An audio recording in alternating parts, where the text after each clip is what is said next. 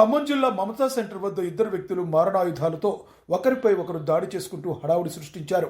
సమాచారం అందుకున్న వెంటనే టాస్క్ ఫోర్స్ ఆర్ఎస్ఐ సతీష్ సిబ్బంది సంఘటనా స్థలానికి చేరుకుని ఒకరిని ప్రాణాపాయం నుండి రక్షించారు. ఖమ్మం కమిషనర్ సునీల్ దత్ ఆధ్వర్యంలో పోలీసులు నిరంతరం పెట్రోలింగ్ నిర్వహిస్తూ అసాంఘిక శక్తులపై ఉక్కు పాదం మోపుతున్నారు. ఈ సంఘటన కూడా కొద్ది క్షణాల్లోనే పోలీసులు స్పందించి వారిని చెదరగొట్టడంతో పెద్ద ప్రమాదమే తప్పింది.